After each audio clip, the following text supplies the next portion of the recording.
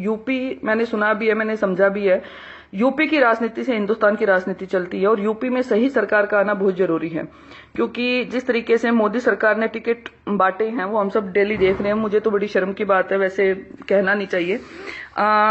मोदी सरकार ने, अभी मैंने थोड़े दिन पहले अमित शाह जी का भाषण सुना। अमित शाह जी ने कहा कि हमें यूपी को समाजवादी के गुंडों से बचाना है। ये जो गुंडई सरकार है समाजवादी की, इससे हमें यूपी को बचाना है। तो मैं उस टाइम पे वो भाषण लाइव देख रही थी, मुझे लगा बड़ी अच्छी बात है। लेकिन मैं थोड़ा सा प्रकाश ना अमित शाह जी की पर्सनल लाइफ पे डालना चाहूंगी, क्योंकि लोगों को पता होना चाहिए। अमित शाह जी 2010 में जेल गए थे मर्डर केस में। अमित शाह जी के ऊपर 13 हीनियस क्राइम केसेस चल रहे हैं। 13 से ज्यादा हो सकते हैं, कम नहीं है। ये रिपोर्ट कहती है, आप चेक कर सकते हो, जिसमें से महिलाओं के शोषण के भी केसेज हैं, फोन टैपिंग के केसेज हैं, मर्डर केसेज, एक्सटोर्शन केसेज हैं। बड़ी शर्म की बात है।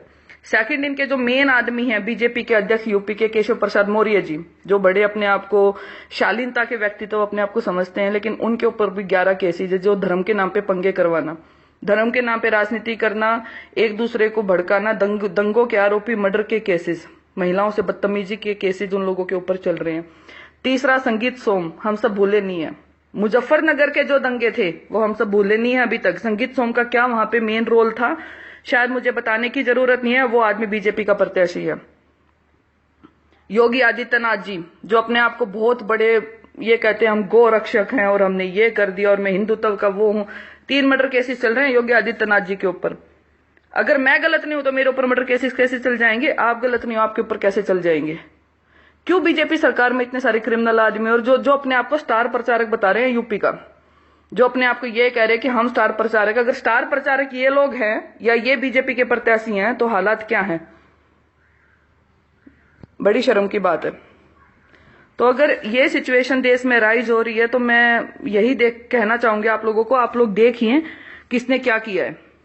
281 एमपी हैं अभी बीजेपी के कैबिनेट में, जिसमें से 98 ऐसे लोग हैं जो इनके मिली जुली जो भी सरकार है, 98 ऐसे लोग हैं जिन पे क्रिमिनल केसेस है। 98 तो मोदी जी की जो भी चुनावी जुमले थे या जो भी प्रशांत किशोर की मार्केटिंग थी, जो इनकी एडवर्टाइजमेंट सेल थी, बीजेपी की आईटी सेल थी, जो इन लोगों ने जो बड़े बड़े चुनावी वादे किए थे, उन वादों का क्या हुआ? कौन सा ऐसा करप्ट आदमी जेल में गया, चाहे वो कांग्रेस का था चाहे वो बीजेपी का था? इन्होंने डाला, कोई एक्शन लिया? आरटीआई एक्ट का क्या हुआ? और उसके बाद ऐसे लोगों को टिकट बांटना जो खुद मर्डरर हैं, रेपिस्ट हैं, और ऐसे लोगों को ये लोग सामने लाके खड़ा कर रहे हैं। फिर ये देश सुधारने की बात करते हैं, देश बदलने की बात करते हैं, और इन लोगों को ये लगता है कि जनता इतनी मूर्ख है कि देश बदल देंगे ये लोग। उसके बाद अब जो मेन मुद्दा है, मेन मुद्दा हम यहाँ पे एक और डिस्कस करना चाहेंगे कि इन लोगों का जो राजनीति करने का तरीका है वो क्या है। राजनीति करने का तरीका बहुत जरूरी है इन लोगों का बताना। आपको याद होगा जब वाजपेयी जी की सरकार आई थी उस टाइम पे इन लोगों ने दंगे करवाए थे, ठीक है? उस टाइम पे भी इनका चलन ही ये है। उसके बाद राम मंदिर वाला मुद्दा आज तक पेंडिंग पड़ा हुआ है। जब मोदी सरकार में इतना दम है तो क्यों राम मंदिर आज तक नहीं बन रहा है? क्यों राम मंदिर के नाम पे इतनी राजनीति हुई है? क्यों मुजफ्फरनगर दंगे के आरोपी आज तक जेल में बंद है? क्यों इन लोगों ने दंगे करवाए? अब इन लोगों को पता है कि एक प्रॉपर जाति विशेष के लोग कितने लोग बंद है? क्यों हरियाणा में इन लोगों ने इतना गंदा काम करवाया? जात के नाम पे, धर्म के नाम पे राजनीति करने वाली भाजपा सरकार हिंदुस्तान की पहली सरकार है जिन्होंने हरियाणा में जो मेरे भाई बंधु इतने मारे गए हैं, इन्होंने जो गोलियां चलवा दी खड़े होके, ऐसा तुगलकी फरमान तो पूरे वर्ल्ड में कहीं पे भी नहीं है, ठीक है? ऐसा तुगलकी फरमान पूरे वर्ल्ड में कहीं पे भी नहीं है जो इन लोगों की सरकार है, ठीक है? और ये मेरे भाई साहब यहाँ पे मुझे बीजेपी विरोधी बता रहे हैं। मैं राजवीर भाई साहब आपको ये बताना चाहूंगी, मेरी हिस्ट्री चेक कर लेना। 20 साल से बीजेपी वाले हैं हम, मेरा पूरा खानदान बीजेपी को वोट देता था, ठीक है?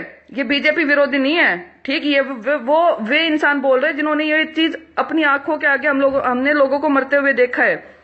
और एक as a civilise citizen of India मेरा ये अधिकार है, मैं लोगों को बताऊंगी, जागरूक भी करूंगी कि सरकार ने क्या किया है। आप मोदी के अंधभक्त हो, आप कह सकते हो ये चीज, ठीक है? आपको नमो नमो करने की आदत है, हमें नहीं है, हमें जरूरत नहीं है ऐसी सरकार की। एनीवे, ये तो ऐसे चलता रहेगा। दूसरी बात, हरियाणा में जो इन लोगों ने किया, जो 2100 आदमी अभी जेल में बंद है, जिनको छोड़ने का ये लोग कोई नाम नहीं ले रहे हैं, ठीक है? अभी मुरथल ये कह रहे थे चिल्ला चिल्ला के मुरथल में रेप हुआ, मुरथल में रेप हुआ। कहाँ हुआ रेप? बता दो एक बार। जो इनकी बिकाऊ मीडिया है, जो सारे दिन बैठ के दिखाते रहते थे मुरथल में रेप हुआ, हमें एविडेंस मिले। ये पहला ऐसा हिंदुस्तान का ऐसा पहला रेप है जहां पे ना तो लड़की है जिसका रेप हुआ, ना कोई एविडेंस मिला, ना कोई गवाह है। उसके बाद भी ये लोग चिल्ला चिल्ला के मोदी के अंधभक्त कहते हैं मुरथल में रेप हुआ। बड़ी शर्म की बात है। ऐसी घटिया राजनीति धर्म के नाम पे, लोगों के नाम पे, समाज को बांटने का अधिकार ये करते हैं। ठीक है, उसके बाद मेन मुद्दा किसानों के लिए किसान विरोधी सरकार पहली भाजपा सरकार है। मोदी सरकार के गवर्नमेंट में आने से पहले ये लोग कहते थे हम स्वामीनाथन रिपोर्ट को लागू करेंगे। स्वामीनाथन रिपोर्ट का मतलब आप लोगों को पता था, किसान की फसल का 50% जो उन्होंने लगाया उसका मूल्य ये लोग उनको देंगे। इन्होंने लागू तो करना दूर की बात है, उसको निरस्त कर दिया।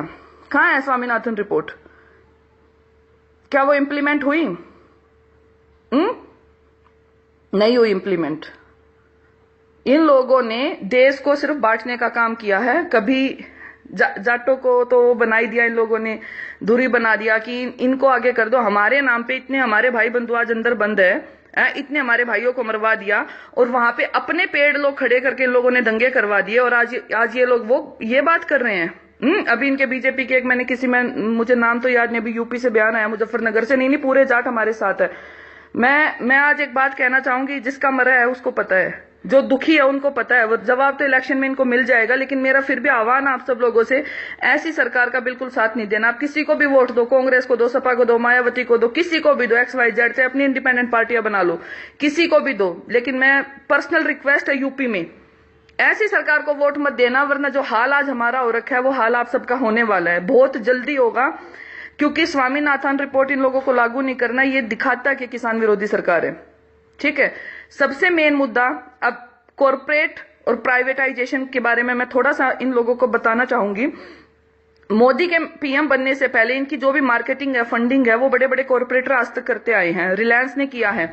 आप एक चीज बताइए, अगर ऐसा कुछ नहीं था तो इंडियन रेलवे को जो डीजल सप्लाई होता था वो इंडियन ऑयल ग्रुप करता था, IOCL करता था। वो ठेका रिलायंस को क्यों मिल गया? और आज से पहले रिलायंस को क्यों नहीं मिला? जियो की लॉन्चिंग होना, मोदी का जियो का प्रमोशन करना, BSNL और MTNL को बंद कर देना, धीरे धीरे BSNL MTNL खत्म होते जा रहे हैं, जियो इंडिया में आता जा रहा है। यही हालात चलते रहे तो आम आदमी इन कॉर्पोरेटर्स का गुलाम हो जाएगा।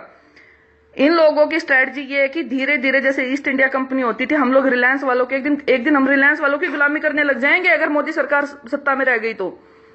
हम किसानों की जमीन ये लोग धीरे धीरे, इनको ये लग रहा है कि कॉर्पोरेटर को दे देंगे, धीरे धीरे कॉर्पोरेटाइजेशन हो जाएगा, प्राइवेटाइजेशन हो जाएगा।